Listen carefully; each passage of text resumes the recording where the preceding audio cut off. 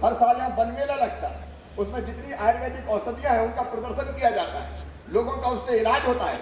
मध्य प्रदेश की धरती पर केवल हम वनों की उपज की बात नहीं कर रहे, हम औषधि खेती को हम बढ़ावा देने का काम कर रहे हैं। हम कोशिश कर रहे हैं कि एलोवेरा उसकी खेती जनता जनार्दन करे, किसान अब कई जगह करने लगे, हल्दी की खेती करें, आंवले की खेती करें, उस खेती को भी हम बढ़ावा देने का काम कर रहे हैं। और यहाँ भी हमने ग्लोबल इन्वेस्टर समिट की थी। मैं कहना चाहता हूँ भूत पापेश्वर या बाकी कंपनियां आई हो, मैं उनसे निवेदन करना चाहता हूँ, आप प्रयोग कीजिए, अनुसंधान कीजिए।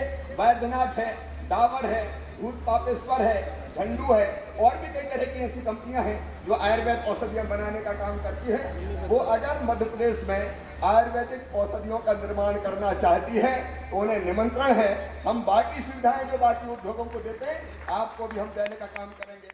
इसलिए मैं इस बारे में बहुत मेरी दृढ़ मान्यता है कि न केवल आयुर्वेद वालों को बल्कि ऐसे तो देश के सभी लोगों को, परंतु विज्ञान के प्रत्येक विधा वाले अध्येता को संस्कृत का ज्ञान होना ही चाहिए। बिना उसके आप विज्ञान समझ ही नहीं सकते, क्योंकि यही एक भाषा है जिसने कहा था विज्ञानम ब्रह्म।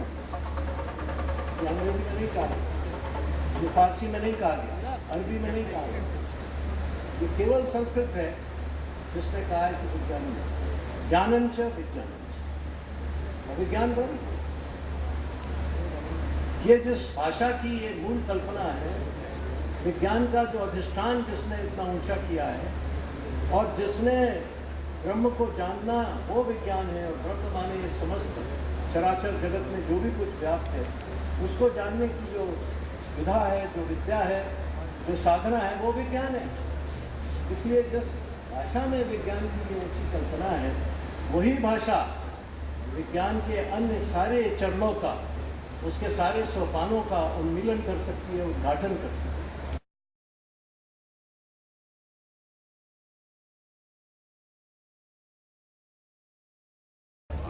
इसमें हमारे विश्व भर के आयुर्वेद के जो प्रेमी हैं, हमारे आयुर्वेद चिकित्सा पद्धति के जो प्रेमी हैं वो यहाँ एकत्र हुए हैं। इससे क्या है, नया एक मिल रहा है कि हमारे पूरे प्रदेश में आयुर्वेद का जो है उत्थान किस तरीके हो, इस पे जो मंथन चल रहा है।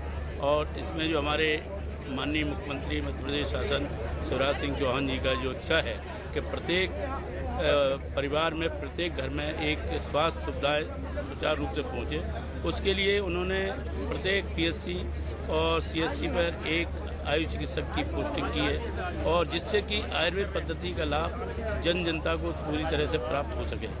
ये मुख्य उद्देश्य ये है। और हमारे आयुर्वेद को कैसे आगे बढ़ाया जाए, विश्व स्तर पर कैसे विदेशों में हमारे प्रचार प्रसारित किया जाए, इसका ये एन उद्देश्य हमारे ये सम्मेलन का यही है। आयुर्वेद के प्रति जागरूक करना, आयुर्वेद चिकित्सा पद्धति को आगे बढ़ाना, ये मेरा उद्देश्य है।